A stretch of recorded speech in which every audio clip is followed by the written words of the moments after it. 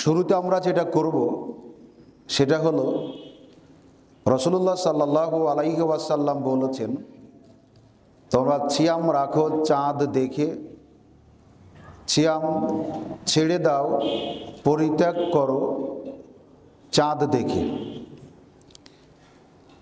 চাঁদ দেখে সিয়াম শুরু করা এবং চাঁদ দেখে সিয়াম শেষ করা রাসূলুল্লাহ সাল্লাল্লাহু আলাইহি ওয়াসাল্লামের তরিকা। তিনি বলেছেন, কোনো কারণে আসমান যদি মেঘাচ্ছন্ন থাকে আর তোমরা যদি চাঁদ দেখতে না পাও, তাহলে শাবান মাসের 30 দিন পূর্ণ করো।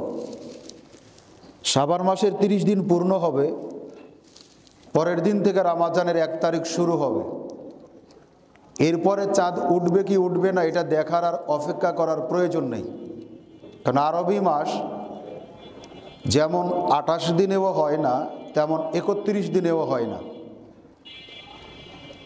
এজন্য আমরা চেষ্টা করব, যারা চক্ষুষ্মান মানুষ, চাঁদ দেখে সিয়াম রাখতে এবং চাঁদ দেখে সিয়াম ছাড়ার। এখানে একটা বিষয়, আমরা যখন চাঁদ দেখি তখন অনেকে অনেক রকম রসম রেওয়াজ আজও মানি, যেটা একেবারে পরিত্যাগযোগ্য। চাঁদ দেখে আমরা দোয়া পড়ব, আল্লাহু আকবার, আল্লাহুম্মা আহিল্লাহু আলাইনা বিল আমনি ওয়াল ঈমানি ওয়াস সালামাতি ওয়াল ইসলামি ওয়াত তাওফিকি লিমা তুহিব্বু তারজা রাব্বিক ওয়া রাব্বুকাল্লাহ। এটা হলো চাঁদ দেখা দোয়া। আমরা চাঁদ দেখে অনেক এলাকাতে এখনো প্রচলন আছে, চাঁদকে দেখে নিজে সালাম দিই এবং বাচ্চা ছেলে মেয়েদের সালাম দেওয়ার ব্যাপারে উৎসাহিত করি। আমরা এটা করব না। চাঁদ দেখে আমরা দোয়া পড়ব। চাঁদ দেখলাম, দোয়া পড়লাম। যদি চাঁদ দেখা না যায় তখন কি করবেন সেটাও হলো, তবে আবেগের বশবর্তী হয়ে চাঁদ দেখতে পেলেন না, তথাপিও সিয়াম রাখলেন, একে বলা হয় সন্দেহের দিনের সিয়াম। রাসূলুল্লাহ সাল্লাল্লাহু আলাইহি সাল্লাম বলেছেন, যে ব্যক্তি সন্দেহের দিন সিয়াম পালন করলো, সিয়াম রাখলো, সে যেন আবুল কাসেম অর্থাৎ মোহাম্মদ সাল্লাল্লাহু আলাইহি ওয়াসাল্লামের বিরোধিতা করলো। তাহলে আমরা যাকে খুশি করার জন্য সিয়াম রাখার কথা, যার সুপারিশ পাওয়ার আকাঙ্ক্ষা নিয়ে সিয়াম পালন করার কথা, তিনি আমাদেরকে নিষেধ করছেন সন্দেহের দিন সিয়াম রাখতে। সেজন্য চাঁদ উঠবে কি উঠবে না, এবারে রমজান 30 দিনে হবে কি 29 দিনে হবে, অগ্রিম একটা আশঙ্কার ভিত্তিতে সন্দেহের দিন সিয়াম রাখা যাবে না। এই দিনে সিয়াম রাখলে রাসূলুল্লাহ সাল্লাল্লাহু আলাইহি সাল্লামের বিরোধিতা করা হবে, অথচ তার বিরোধিতা করা মুসলিমের কাম্য নয়। আমরা সন্দেহের দিন সিয়াম না রাখি। মনে রাখবেন, প্রত্যেকটা ইবাদতের জন্য নিয়াতটা জরুরি। একইভাবে রমজানের সিয়ামের ব্যাপারেও রাসূল সাল্লাল্লাহু আলাইহি সাল্লাম বলেছেন, মান সামা রমাজানা ঈমানান ওয়া ইহতিসাবান গুফিরা লাহু মা তাকাদ্দামা মিন জামবিহি। যে ব্যক্তি ঈমানের সাথে কিছু পাবে, আল্লাহ তাকে কিছু দিক, এই আশা নিয়ে, এই আকাঙ্ক্ষা নিয়ে, এই ভরসা নিয়ে সিয়াম পালন করবে, আল্লাহ এই ব্যক্তির অতীত জীবনের সমস্ত পাপরাশিকে ক্ষমা করে দিবেন। এজন্য আমরা সিয়াম রাখবো, আল্লাহর কাছে অনেক কিছু প্রাপ্তির প্রত্যাশা নিয়ে, আকাঙ্ক্ষা নিয়ে। এই পরিকল্পনাটা মনে মনেই করবেন। নিয়ত করা মানেই আপনাকে আরবিতে বা বাংলাতে কোনো কিছু উচ্চারণ করে পড়তে হবে এমনটি নয়, মনের পরিকল্পনায় যথেষ্ট। তবে নিয়তটা জরুরি, কারণ প্রত্যেকটা কাজের সফলতা অথবা ব্যর্থতা নির্ভর করে তার নিয়াতের উপরে, পরিকল্পনার উপরে। ফরজ সিয়ামের নিয়াত ফজরের আগেই করবেন। সম্ভবপর যদি না হয়, আমরা এখন থেকে একটা তৌফিক কামনা করতে পারি আল্লাহর কাছে, যে আল্লাহ তুমি তৌফিক দান করলে, তুমি আমাকে সুযোগ দিলে, তৌফিক দিলে, আমি নিয়াত করলাম রমজানের সিয়ামগুলি পালন করার। আলহামদুলিল্লাহ, যথেষ্ট। তবে যদি এইভাবে না করেন, প্রত্যেকটা ফরজ সিয়ামের নিয়াত ফজরের আগেই করবেন। নিয়ত করবেন কিন্তু নিয়াত পড়বেন না, নিয়ত পড়ার জিনিস নয়। নিয়ত এইভাবে করলেন, করার পরে সিয়াম রাখার জন্য আমাদের জন্য যেটা করণীয় সেটা হলো সাহারি খাওয়া। কেন আমরা সাহারি খাবো? রাসূলুল্লাহ সাল্লাল্লাহু আলাইহি সাল্লাম বলেছেন, তাশাহারু ফা ইন্না শুহুরি বারাকাতান, তোমরা সাহারি খাও কারণ সাহারিতে বরকত আছে, সাহারিতে বরকত আছে। আমরা বরকত লাভের জন্য সাহারি খাবো। তিনি বলছেন, ফাসলুমা বাইনা সিয়ামেনা ওয়া সিয়ামে আহলিল কিতাবে আকলাহুস সাহার, আহলে কিতাবদের অর্থাৎ ইহুদি খ্রিস্টান আর আমাদের সিয়ামের মধ্যে পার্থক্য করার একটা মানদণ্ড হলো সাহারি খাওয়া। কারণ ইহুদিরাও সিয়াম রাখে, তারা সাহারি খায় না। খ্রিস্টানেরাও সিয়াম রাখে, তারা সাহারি খায় না। আমাদের সিয়াম আর তাদের সিয়ামের মধ্যে পার্থক্য করার একটা মাপকাঠি হলো সাহারি গ্রহণ করা। তাহলে আমরা সাহারি কেন খাবো? ইহুদি খ্রিস্টানদের সিয়াম থেকে আমাদের সিয়ামকে আলাদা করার জন্য। এরপরে তিনি বলছেন, আল্লাহ সুবহানাহু ওয়া তাআলার নবী, ইন্নাল্লাহা ওয়া মালাইকাতাহু ইউসাল্লুনা আলাল মুতাশাহিরিন, যারা সাহারি খায়, যারা সাহারি গ্রহণ করে, তাদের উপরে আল্লাহ এবং তার ফেরেশতারা রহমত বর্ষণ করেন। তাইলে আমরা সাহারি কেন খাবো? যে আল্লাহর রহমত, ফেরেশতাদের দোয়া লাভের জন্য।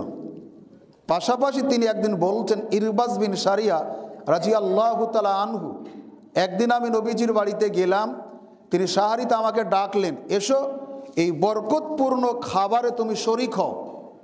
তাহলে আমরা মনে করি আটরশির খাবার হলো বরকতপূর্ণ, তাই না? চরমোনাইয়ের খাবার হলো বরকতপূর্ণ, মাটির থালাতে খাবারগুলি নিয়ে খাচ্ছে, ক্যান্সার ভালো হবে, ডায়াবেটিস ভালো হবে, রক্ত শূন্যতা ভালো হবে, এটা নাকি বরকতের খাবার। কিন্তু রাসূল সাল্লাল্লাহু আলাইহি সাল্লাম বলছেন সাহারির খাবারটা হলো বরকতের খাবার।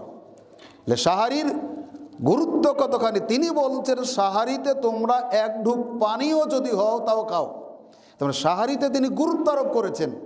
তাহলে পরপর কয়েকটা হাদিস থেকে বোঝা গেল সাহারির খাবার হলো বরকতপূর্ণ খাবার। সাহারি খাওয়া ইহুদি খ্রিস্টানদের সাথে আমাদের সিয়ামকে পার্থক্য করার একটা মাপকাঠি।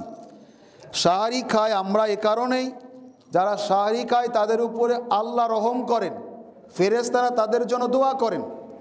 আমরা সাহারি খাবো কারণ সাহারির খাবারটা হলো বারাকাতপূর্ণ খাবার, এজন্য তিনি খুব গুরুত্ব দিয়েছেন।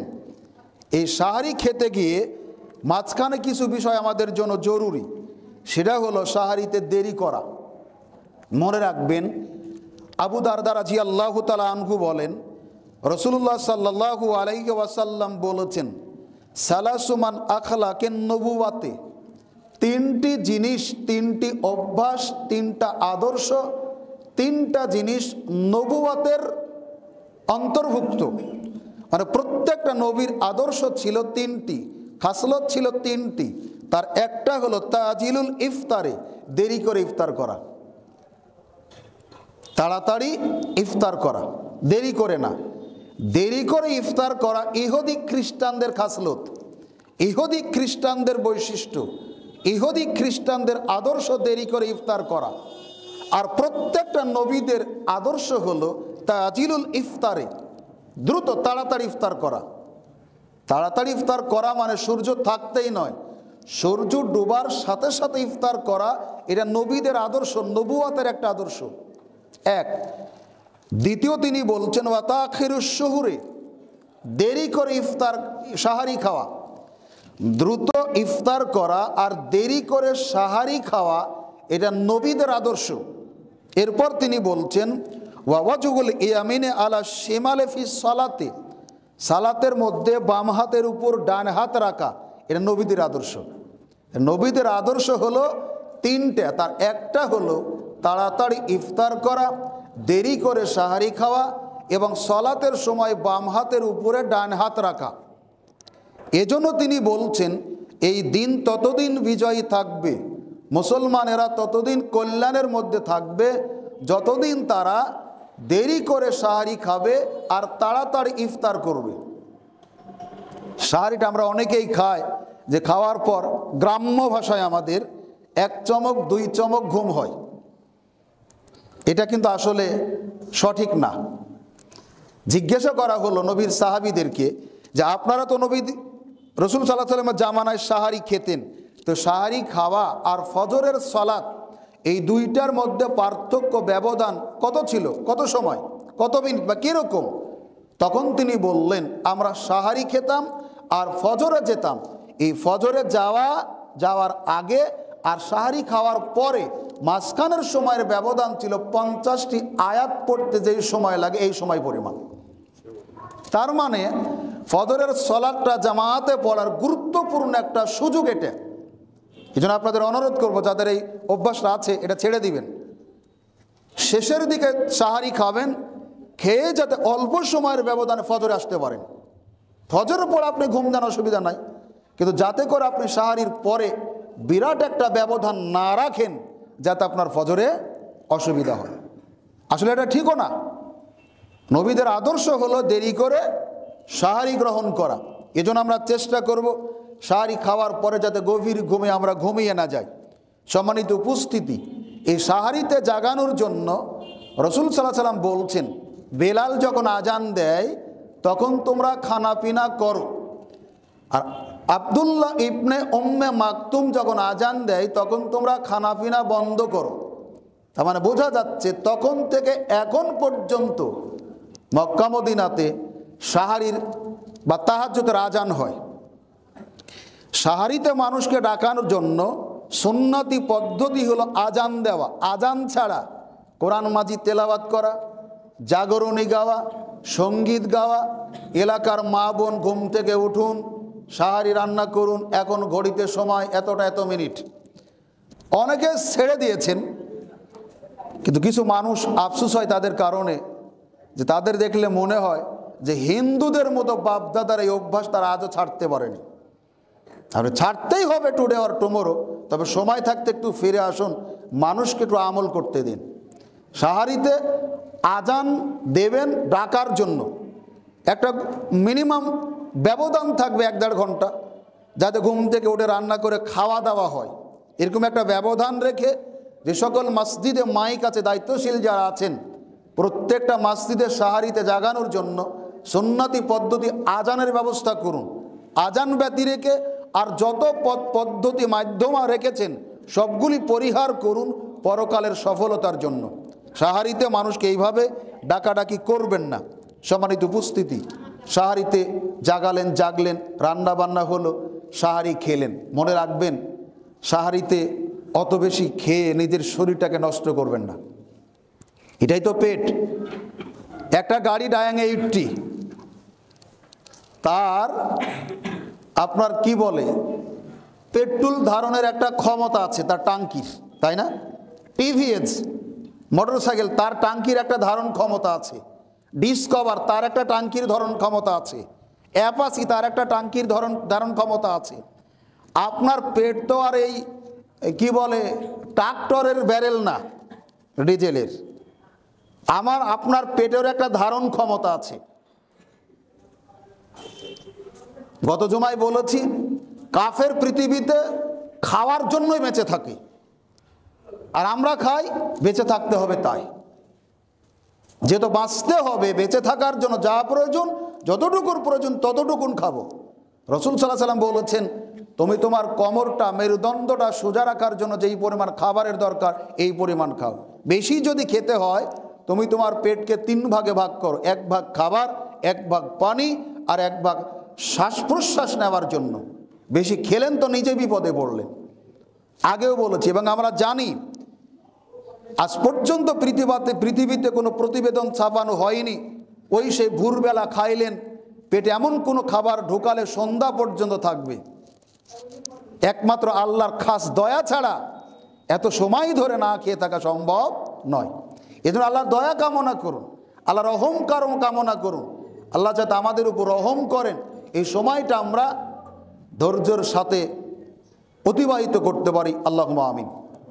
এজন্য আমরা আমাদের ধারণ ক্ষমতা অনুযায়ী যতটুকুন খেয়ে সামাল দেওয়া যাবে, হজম করা যাবে, ততটুকুন খাওয়ার চেষ্টা করি, অতিভোজন পরিহার করি। সম্মানিত উপস্থিতি, এইভাবে গোটাটা দিন সে আপনার সাহারি গ্রহণ থেকে ইফতার পর্যন্ত কাটালেন। এই সময় কি করবেন না? অনেক সময় অনেকে বলেই ফেলেন, পরের আলোচনা আসবে সিয়াম ভঙ্গের কারণ কি কি করা যাবে না।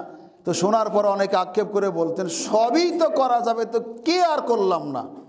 দেখেন, যেটা করতে নবী বলেছেন সেটা করেন, আর যেটা করতে নিষেধ করেছেন এতটুকুন করলেই হবে। আপনাকে না খেলিয়ে রাখা আল্লাহর উদ্দেশ্য নয়। কি করবেন? 1 মাসের চাউল বাঁচি আল্লাহ নেবেন? 1 বছরের বাজারে টাকা বাঁচি আল্লাহ নেবেন না। পরীক্ষা করছেন তার আদেশ মানে কে, তার আনুগত্য করে কে, তার বিধিবিধানের শতভাগ পালন করে কে, এটা তিনি দেখতে চাচ্ছেন। তাহলে একজন সায়েম রোজাদার সাহারি খাওয়ার পর থেকে ইফতারির পূর্ব পর্যন্ত পানাহার, যৌন সম্ভোগ, যাবতীয় মিথ্যা কথা, কাজ, বাজে কথা এবং বেহায়াপনা থেকে দূরে থাকবে, এর নাম সিয়াম। ইফতারের প্রাক্কালে চলে এসেছেন, এখন ইফতার করবেন। রাসূলুল্লাহ সাল্লাল্লাহু আলাইহি সাল্লাম বলছেন, ইফতার তিনি করতেন তাজা খেজুর দিয়ে, না ফেলে শুকনাটা দিয়ে, যদি কিছুই না পেতেন 1 ঢুক পানি দিয়ে। মনে রাখবেন, ইফতারিটা দামি হওয়া জরুরি নয়, আগেও বলেছি। সাহারির খাবারটা মাছগুস্ত হওয়া জরুরি নয়, দামি হওয়া জরুরি নয়, জরুরি হলো হালাল হওয়া। হালাল হওয়া যত জরুরি, দামি হওয়া তত জরুরি নয়। ভোগবিলাসের মাস রমাজান নয়, ত্যাগ তিতিক্ষার অনেক কষ্ট করার মাসের নাম রমাজান। আমরা তো খালি খাওয়ার মাস হিসেবে গ্রহণ করেছি, তাই না? প্রস্তুতি দেখে মনে হচ্ছে এই মাসে একটা খাওয়ার সুযোগ। বিশেষ একটা কারণে আল্লাহ রমাজান দিয়েছেন, বিশেষ একটা কারণে আল্লাহ লাইলাতুল কদর দিয়েছেন। একটু মাঝে মধ্যে বই পুস্তক পড়েন না, কোরআন মাজিদের সূরা কদরের তাফসিরটা পড়েন না। সাহাবের আল্লাহ রাসূলের কাছে বলছেন অভিযোগ করে, আল্লাহর নবী, আগের জামানার নবী রাসূলরা পৃথিবীতে এসেছেন 500, 700, 1000 বছর তারা বেঁচে ছিলেন। এত বছর বেঁচে থাকার জীবনে অনেক ইবাদত তারা করেছে, নেকির কাজ করেছে, তাহলে তারা অনেক নেকি পেয়েছে। আমাদের গড় আয়ু 60, 70, 80 বছর, 40 বছর পর্যন্ত তো আল্লাহকে চিনিই না। মাঝখানে 10 বছর কোনো মতে একটু চিনি, শেষের 10 বছর লাঠি লাগে, তাই না? রক্তের গরম, শক্তির দাপট, অর্থের মোহ, সব কিছু যখন আমার ভিতর একাকিত হয়, আল্লাহকে তো আমরা চিনি না। তো এই অল্প কিছু ইবাদত দিয়ে আমরা কি জান্নাতে যেতে পারবো? কিংবা আমাদের আগে যে নবী রাসূলরা, তার সাহাবীরা ছিলেন, তাদের মর্যাদার সমপরিমাণ মর্যাদা লাভ করতে পারবো? তখন আল্লাহ সুবহানাহু ওয়া তাআলা সূরা কদর নাজিল করে রাসূলুল্লাহ সাল্লাল্লাহু আলাইহি সাল্লামকে এবং তার উম্মতকে আশ্বস্ত করলেন, তোমরা চিন্তিত হয়ো না, আতঙ্কিত হয়ো না, নিরাশ হয়ো না। তোমাদের জন্য এমন একটা মাস দিয়েছি, ওই মাসের মধ্যে এমন একটা রাত দিয়েছি যে 1 রাতের ইবাদত 1000 মাসের চাইতে উত্তম। কিন্তু খালি যদি লাচ্ছা খেয়েই কাটায়, খালি যদি মুড়ি খেয়েই কাটায়, বুট খেয়েই কাটায়, ব্যবসা নিয়েই ব্যস্ত থাকি, তা আপনার আমার জীবনে 1000 লাইলাতুল কদর এসে আসবে আর যাবে, ক্ষমা লাভ হবে না, ওদের মতো শ্রেষ্ঠত্ব লাভ হবে না। তারা 1 বছর হায়াত পেয়েছে, 5 বছর হায়াত পেলেও আমাদের জন্য কোনো উপকার হবে না। সময় পাচ্ছি অল্প, এই সময়টাকে কাজে লাগাতে মর্যাদা হবে অনেক। যেমন সালাত আদায় করবো 5 ওয়াক্ত, নেকি হবে 50 ওয়াক্তের, এই জন্য তো পড়ি না, নাকি? একটু চেষ্টা কর, এই ব্যস্ততা থেকেই যাবে। দোকানের মালামাল মারা যাবেন, যারা বেঁচে থাকবে তারা মেটে নেবে। জমি জায়গা যা আছে, আপনি মরার 1 সপ্তাহ দেরি হবে না, তারাই মেটে নেবে। অনেক কিছু আমরা দেখি বাবারে, কিন্তু ওই 5 মিনিট একটু খারাপ লাগে, চলে আসার পর শেষ। অনেকেই জানাজা ছিলেন, কয়েকদিন আগে মাটি হলো। এতদিন দেখলাম ঢাকাতে কয়েক ভাইয়ের মিলে একটা জায়গায় জমি আছে, তার মধ্যে 1 ভাই মারা গেছে। আপনাদের বলেছে এই কথাটা, তো ওই জায়গাতে মাটি দিতে দিবে না অন্য ভাইরা। কেন? ওই জায়গা যদি বিক্রি করে, তো কবর থাকার কারণে দাম কম হবে। মুসলমান, এই বুঝটা বাড়ি পর্যন্ত নিয়ে যান। আমার জায়গাতে আমাকে মাটি দিবে, আমার অন্য ভাইরা দিতে দিবে না। কেন? ওই জায়গা বিক্রি করব, এক সাইডে কবর আছে, তাহলে দাম কম হবে। এই সম্পদের জন্য তারাবিতে আসেন না, এই ব্যবসার জন্য সিয়াম রাখেন না, এই ব্যবসার জন্য জমাতে আসেন সবার পরে, এসে দাঁড়িয়ে থাকেন খুতবা কখন শেষ হবে, ওখান থেকে পড়েই পালাবেন। মানে শয়তানের দায়িত্ব আপনি পালন করেন। যত পা ফাটা গরিব, অসহায়, বৃদ্ধ, অসল, কাশতে কাশতে লঙ্গিতে পেশাব ভরে শেষ, ওরাই কাতারের প্রথমে। কি করেন আপনারা? কি করি আমরা? মরে দেখেন কিচ্ছু থাকবে না। কি করবেন এত টাকা পয়সা? আপনার বাঁচতে, আপনার থাকতে, আপনার ইবাদত বন্দেগী করতে যতটুকুর প্রয়োজন এতটুকু নিয়ে যে আখের গুছান, কেউ নিয়ে যেতে পারেনি। সেই জমিতে মাটি দিতে দিল না, ছেলে কাঁদছে মিডিয়ার সামনে, তার স্ত্রী কাঁদছে মিডিয়ার সামনে। কি হলো সেই সম্পদ দিয়ে? বাপ মারা গেছে, মাটি দেওয়ার আগে গন্ডগোল, জমির ফায়সালা হবে তারপরে মাটি দেওয়া হবে। দেখছেন নি আমরা অনেক দেখছি, কিন্তু উপদেশ গ্রহণ করছি না। তাৎক্ষণিক একটু খারাপ লাগে, পরে যা ছিলাম তার চাইতে বেপরোয়া হই। এজন্য একটু বিশ্বাস করি আমাদের এই জীবনে শেষ নয়, মৃত্যু নিশ্চিত, নির্ঘাত, আল্লাহর চূড়ান্ত সিদ্ধান্ত। মৃত্যু থেকে বাঁচার বিকল্প কিছু নেই। কবরের শাস্তি নিশ্চিত, মিজানের পাল্লা নিশ্চিত, কিয়ামতের মাঠ নিশ্চিত, আমলনামা নিশ্চিত, পুলসিরাত নিশ্চিত, জান্নাত জাহান্নাম নিশ্চিত। এগুলোকে নিশ্চিত জেনে আমরা একটু কাজে লাগানোর চেষ্টা করি। দুনিয়াও কাজকর্ম করি, তো এমনভাবে না করি যাতে পরকাল ভুলে যায়। পরকাল ঠিক রেখে, আখেরাত ঠিক রেখে, তাওহীদ ঠিক রেখে, রিসালাত ঠিক রেখে, আমার দিন ধর্ম ঠিক রেখে আমরা দুনিয়াতে চলার চেষ্টা করি। আল্লাহ আমাদের জন্য এইভাবে চলার সহজ করে দিন, আমিন। আপনাকে বলছিলাম যে বিষয়গুলি এইভাবে ইফতারির সামনে নিয়ে বসলেন, অন্তত দামি হওয়া প্রয়োজন নয়, খেয়াল করবেন যাতে হালাল হয়। মারিয়াম প্রয়োজন নাই, আজোয়া খেজুর মারি প্রয়োজন নেই। খেজুর না পান এক ঢুক পানি হোক, এটা যাতে হালাল হয়, সার্থক হবে। রমাজান ত্যাগের মাস, তিতিক্ষার মাস, কষ্টের মাস, আপনার জীবনের, আমার জীবনের গুনাহকে ক্ষমা করিয়ে নেওয়ার মাস। যে যত বেশি মাসকে মূল্যায়ন করতে পারবো সে তত বেশি সফল। এজন্য অনেক টার্গেট। কে কত খাসি লাচ্চা বেচবেন, সেমাই বেচবেন, শাড়ি বেচবেন, সয়াবিন বেচবেন, চিনি বেচবেন, ছোলা বিক্রি করবেন। পরিকল্পনা কারো মুখে শুনিনি জীবনে আমার। গত রমজানে তারাবি 2 দিন ছুটে গেছে, হয়নি। এবার আল্লাহ বাঁচিয়ে রাখলে একদিনও ছুটতে দেব না ইনশাআল্লাহ। একথা বলতে আজও আমার জীবনে কাউকে শুনিনি। গত বছর একটু কষ্টের জন্য, একটু ভুলের জন্য 2টা রোজা রাখতে পারিনি। এবার ওই ভুল করব না যাতে 2টা রোজা আমার নষ্ট হয়, এই কথা জীবনে আমি কারো মুখ থেকে শুনিনি। লাইলাতুল কদর আসলে 21, 23, 25, 27, 29 এই কয়টা রাত আমি আমার সামর্থ্য অনুযায়ী ইবাদত করে কাটাবো, গত রমজানে পারিনি, এই কথা জীবনে কারো মুখে শুনিনি। কিন্তু যেই কথাগুলি বললাম এটা প্রায় লোকে আমরা বলি। গত ঈদে একটু মন ধরা ধরিয়েছে, অমুক আত্মীয়ের সাথে দাওয়াত দিতে ভুলে গেছি, এবার দিব। এটা আপনি মনে হয় ডায়েরিতে লিখে রেখেছেন যাতে বাদ না পড়ে। ইফতারের জন্য কি করেছেন? সাহারির জন্য কি করেছেন? তারাবির জন্য কি করেছেন? লাইলাতুল কদরের জন্য কি করেছেন? ইতিকাফের জন্য কি করেছেন? বিশাল জনতা দেখি, যুবক ছেলেদের একজন দেখি যে মাঝে মধ্যে মশারি টানিয়ে থাকি। এত মানুষ কি করেন?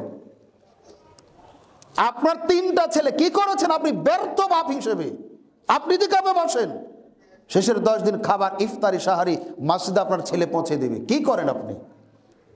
বাপ হিসেবে আপনি ব্যর্থ, মা হিসেবে আপনি ব্যর্থ। আপনি এই মাসটাতে কেন দোকানে বসেন? একটু কাজে লাগান, পরকাল গোছান। বলতে বলতে এই চিল্লাচ্ছি, বলতে বলতে সময় চলে যাবে।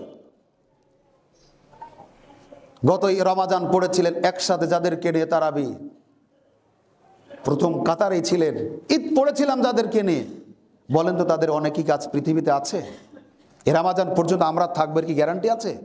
না। এজন্য আমরা একটু কাজে লাগাই, আমরা একটু কাজে লাগাই। দুনিয়াকে কাজে লাগাবেন, পরকালকে ভুলে এমন যাতে না হয়। অন্তত ঈমানটা নিয়ে আমরা কবর পর্যন্ত যাতে যেতে পারি, আল্লাহর কাছে তৌফিক কামনা করুন। সম্মানিত উপস্থিতি, ইফতারটি নিয়ে ইফতার করলেন, ইফতারের দোয়া বিসমিল্লাহ বলে শুরু, শেষে আলহামদুলিল্লাহ। প্রচলিত যে দোয়াগুলি আছে, আল্লাহুম্মা লাকা সুমতু ওয়া আলা রিজকিকা আফতারতু, অথবা আল্লাহুম্মা সুমতু লাকা ওয়া আলা রিজকিকা আফতারতু, এই হাদিসগুলি জয়ীফ, আমলযোগ্য নয়।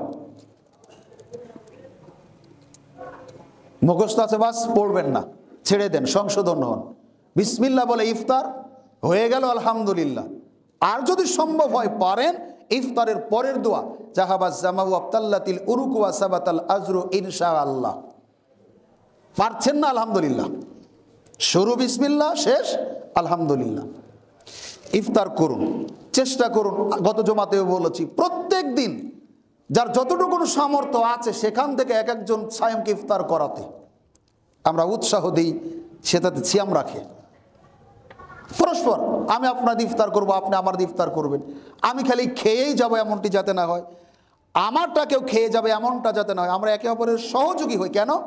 আপনার ইফতারিতে আমি ইফতার করলাম মানে আমি সিয়াম রেখে জানে কি পেলাম, আপনি তাই পেলেন।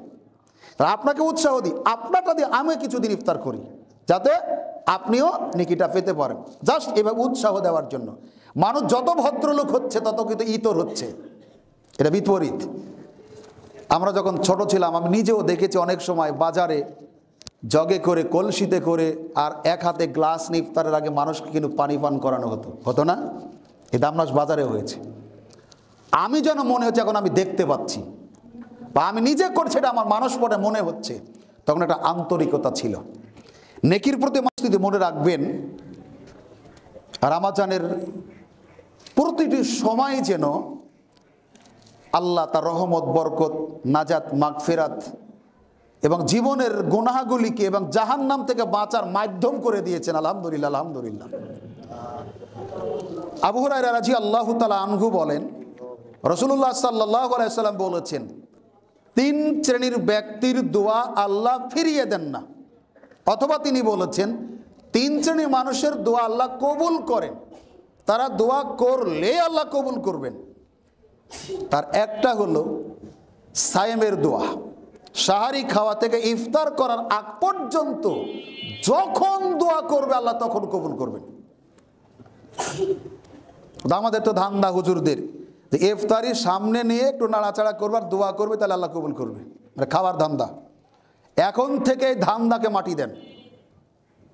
যখন সাহারি খেলেন তখন থেকে ইফতার পর্যন্ত এই লম্বা সময় 15, 16, 17 ঘন্টা যখন দোয়া করবেন আল্লাহ তখন দোয়া কবুল করবেন।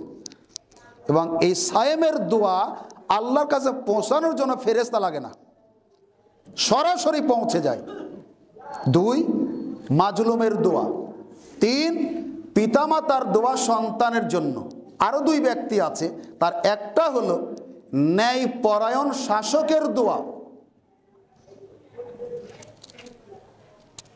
এজন্য আমরা এই রমজান মাসে নিজের জন্য, আমার আহাল পরিবারের জন্য, দেশ জাতির জন্য, আমার আত্মীয় স্বজন, পিতামাতা যারা মারা গেছে তাদের জন্য আমরা বেশি বেশি দোয়া করব। অত ব্যস্ত থাকবেন না, এই সময়টাকে কাজে লাগাবো। যেহেতু দোয়া করলে কবুল হবে নিশ্চিত, সেজন্য আমি আমার জন্য, আমার আহাল পরিবারের জন্য, মৃত আত্মীয় স্বজনের জন্য, দেশ জাতির কল্যাণের জন্য আমরা আল্লাহর কাছে বেশি বেশি দোয়া করব। সম্মানিত উপস্থিতি, ইফতারের সময় বা ইফতারের আগে সাহারি থেকে শুরু করে এইভাবে আমরা দোয়ার মাধ্যম দিয়ে এই সময়টাকে কাটানোর চেষ্টা করি। এখন সংক্ষিপ্ত আকারে যেটা বলছিলাম, এই মাসে রমজানে যারা অতি বৃদ্ধ বয়স্ক মানুষ সিয়াম রাখার যোগ্যতা রাখে না বা সক্ষম নয়,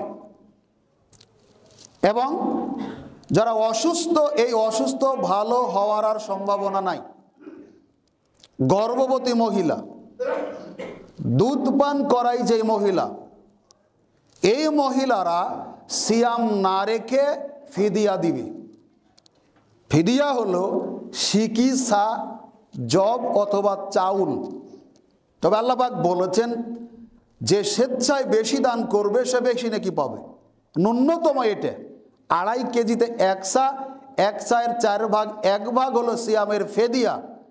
আনাস বিন মালিক রাদিয়াল্লাহু তাআলা আনহু একদিন তিনি 30 জন মিসকিনকে ডেকে গোশত রুটি খাইয়েছিলেন। এটা হলো সিয়ামের ফেদিয়া। যারা চিররোগী, অসুস্থতা ভালো হবে না, যারা দুধপানকারী মহিলা, যারা গর্ভবতী মহিলা এবং যারা অতি বৃদ্ধ সিয়াম রাখতে সক্ষম নয়, যারা মারা গেছে তাদের সিয়ামের সলাতের কাজা নাই, কিছু করা লাগবে না। মৃত মানুষের উপরে শরীয়ত প্রযোজ্য নয়, ওই আলোচনা অন্য দিনে। তবে তাদের জন্য সিয়াম এবং সালাত নেই। যে বিষয়টা বলছিলাম সেটা হলো, আর যে সমস্ত অসুস্থ মানুষ সুস্থ হওয়ার সম্ভাবনা আছে, রমজানে কোনো কারণে অসুস্থ, তাহলে সে কাজা করবে। সুস্থ হওয়ার পরে যে কয়টা সিয়াম রমজানে রাখতে পারেনি তারা পরে কাজা করবে। যে সমস্ত মহিলাদের মাসিক হবে তারা ওই কয়টা দিন সিয়াম রাখবে না, রমজানের পর এর কাজা আদায় করবে। তবে নামাজ কাজা লাগবে না, পড়াই লাগবে না, আল্লাহ মাফ করেছেন। এখন আপনাকে বলছিলাম, একজন সায়েম রোজাদার সিয়াম অবস্থায়, রোজা অবস্থায় কি কি করতে পারবে। ওই ভোরে ফোন দিলেন, তাই না? এত শিখানো, এত বলা, দুনিয়ার অনেক কিছু মুখস্থ রাখেন, কিন্তু যে রমজান আসে এই মুসলমানদের কাছে আমরা ততখানি সচেতন নই। যাই হোক, সেটা হল অনিচ্ছাকৃতভাবে যদি বমি হয়, ইচ্ছা করে বমি করেন, এমনি হয়ে গেছে, ভুল করে পানাহার যদি করেন, স্বপ্নদোষ যদি হয়, স্ত্রী সহবাস করেছেন, ফজর হয়ে গেছে, অনেকে বলছে সিয়াম তো হলো না। জি না, চোখে সুরমা লাগালে, মেসওয়াক করলে, কুলি করলে, খাবার নয় এরকম ইনজেকশন বা টিকা গ্রহণ করলে, কিডনি ডায়ালিসিস করলে, আপনার খুব দ্রুত গতিতে সুস্থতা লাভের জন্য নাক এবং কানের ড্রপ ব্যবহার করলে, শিঙ্গা লাগালে, রক্ত কাউকেও দিলে, দাঁত তুললে, তরকারির স্বাদ চেখে দেখলে, মানে জিহ্বা তা নিয়ে ফেলে দিবেন। স্বামী স্ত্রীর সাথে নিজেকে নিয়ন্ত্রণ করা সম্ভব হলে তার শরীর স্পর্শ করলে সিয়াম নষ্ট হয় না। এগুলো সিয়াম ভঙ্গের কারণ নয়। কোনো কিছু কেটে গিয়ে রক্ত বাড়ালো বলছেন, ওজন নষ্ট হয়ে গেছে, রোজাও হবে না। এটা এমনিতে তৈরি করা হাদিস, শরীয়তের সাথে কোনো সম্পর্ক নয়। আবারও বলছি, অনিচ্ছাকৃতভাবে বমি হলে, ভুল ক্রমে পানাহার করলে, স্বপ্নদোষ হলে, নাপাকি অবস্থায় ফজর করলে, চোখে সুরমা লাগালে, কাঁচা ডাল দিয়ে মেচুয়াক করলে, কুলি করলে, খাদ্য নয় এরকম ইনজেকশন করলে, কিডনি ডায়ালিসিস করলে, নাক কানের ড্রপ ব্যবহার করলে, শিঙ্গা লাগালে, রক্ত দিলে, দাঁত তুললে, তরকারির স্বাদ চেখে দেখলে সিয়াম নষ্ট হয় না। এগুলো সিয়াম ভঙ্গের কারণ নয়। এজন্য এরকম কোনো ত্রুটি বিচ্যুতির কারণে অনেকে মোবাইল করেন যে খেয়ে ফেলেছি, তো খেয়ে ফেলার পরে জিজ্ঞেস করলেন কেন? খাওয়ার আগে জিজ্ঞেস করলাম তো একটা সিয়াম রাখতে পারতেন। এইগুলো আগে থেকে খেয়াল রাখবেন, এগুলো হয়ে গেলে সিয়াম নষ্ট হয় না, আপনি রেখে দিবেন, ইনশাল্লাহ হয়ে যাবে। গত রমজানেই যখন শাওয়ালের সিয়াম পালন করি, তো মাদ্রাসায় আসার পর আমি লালচানার বুলবুল ভাই, হারুন ভাইয়ের স্টলে ঢুকলাম। 3 জনেই সিয়াম আছি, 2টা করে হয়ে গেছে, 3 নম্বর সিয়াম শাওয়াল মাসের। তো বিস্কিট নেওয়ার পর আমি 2টা খাইছি, বুলবুল ভাই খাইছে হলো 4-5টা, লালচান ভাই বিস্কিটটা পানিও খাইছে, চা হাতে ধরছে। তো আমি বলছি যে সিয়াম নাই আমরা, 3 জনে কিন্তু সিয়াম। তো আল্লাহকে বলছি, আল্লাহ তোমার মনে করে দিলে 1 গ্লাস পানি খাওয়ার পরেই দিলে না। যে দেখেন বিষয় হলো যে আল্লাহ রাসূল বলছেন, কেউ যদি ভুলেই পানাহার করে, আল্লাহ তাকে পানাহার করিয়েছেন। 2টা বিস্কুটে তার ক্ষুধা মিটবে না। তবে শরীয়তে বিধান রাখা হয়েছে আমার আপনার জন্য সহজ করার জন্য। ভুল ক্রমে কিছু খেয়ে ফেলেছি, নষ্ট হবে না, ভাঙবেন না, ওখান থেকে যাবেন, ইনশাআল্লাহ সওয়াব পরিপূর্ণ পেয়ে যাবেন। এজন্য আগে থেকে আমরা সতর্কতা অবলম্বন করি, যাতে ভুল ত্রুটি আমাদের দ্বারা না হয়। হতে পারে হওয়াটা স্বাভাবিক, কিন্তু হলে সিয়াম নষ্ট হবে এরকম ভাববেন না। সম্মানিত উপস্থিতি, তাহলে একজন সায়েম কি পরিত্যাগ করবে, কি পরিত্যাগ করলে তার সিয়ামটা অক্ষুণ্ণ থাকবে? সেটা হলো সে সারাদিন পানাহার করবে না। আর কি করবে না? যৌন সম্ভোগ করবে না। আর কি? মিথ্যা কথা ও কাজ। এই একটাই অন্তত করি আমরা, যে রমাজানের একটা মাস মিথ্যা বলবো না আর মিথ্যা কাজ। দেখি তো ব্যবসায়ী টিকে কেমন, দেখি তো আমি টিকি কিভাবে। আর কি করবে না? বাজে কথা এবং বেহায়াপনা, অশ্লীলভাবে চলবে না। তার মানে একটা মানুষ যদি খালি মিথ্যা যদি না বলে, আর কিছু লাগবে না, এটার নামই সিয়াম। হ্যাঁ, আপনি বলছেন কেমন হলো তরকারি স্বাদ চেখে দেখা যায়, হ্যাঁ এটা ইসলাম। আপনার ধারণাতেই যদি ইসলাম চলে, তো নবী হওয়ার দরকার কি ছিল? এটার নামই সিয়াম। মিথ্যা বলবেন, এটাই সিয়াম। মিথ্যা যদি না বলেন, নির্লজ্জভাবে যদি না চলেন, বেহায়াপনার সাথে যদি না চলেন, বাজে কথা কাজ যদি না করেন, এটার নামই সিয়াম। তাইলে মুখের গন্ধ কি মিশকাম্বরের মতো হবে, রায়্যান দরজা দিয়ে জান্নাতে যাওয়া যাবে। জাহান্নামকে আল্লাহ দূরত্ব রাখবেন, আসমান জমিনের মাঝখানে যত দূরত্ব, জাহান্নামকে তত দূরত্বে রাখবেন। জাহান্নাম হারাম করবেন, জান্নাতে ঢুকাবেন, আল্লাহ নিজে হাতের প্রতিদান দিবেন, তিনি সাক্ষাৎ করবেন রোজাদারের সাথে।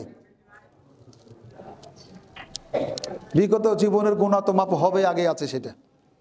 এজন্য বিনয়ের সাথে অনুরোধ করব, আবারও বলছি, দরিদ্র মানুষ যারা আশেপাশে আসে, তাদের বাড়িতে আমরা রমাজানের কিছু সামগ্রী পৌঁছে দেওয়ার চেষ্টা করি, অন্তত 200 টাকা দেওয়ার চেষ্টা করি, যারা পছন্দ মতো বাজার করতে পারে। ইফতারি তাদের বাড়িতে সাধ্যমতো দেওয়ার চেষ্টা করি। আবারও বিনয়ের সাথে অনুরোধ করি, যারা ব্যবসায়ী, অন্তত এই মাসের সম্মানার্থে আপনার ব্যবসায়ে শতকরা 2 টাকা লাভ কম করুন অন্য মাসে যা করেছেন। যাদের শ্রমিক খাটে, লেবার খাটে, তাদের কষ্টটা একটু লাঘব করুন, যাতে তারা সিয়াম পালনে উৎসাহী হয়। আপনারা কি পাবেন? সুযোগ করে দেওয়ার জন্য আমরা একে অপরের সহযোগী হই। এই মাসটা যেহেতু আল্লাহ রহমতের, বরকতের, নাজাতের, মাগফিরাতের করেছেন, আমরা যেন এই মাসটার শিক্ষা থেকে গ্রহণ করে বাকি জীবন এর আলোকেই চলতে পারি, আল্লাহর কাছে আকাঙ্ক্ষা ব্যক্ত করে আজকের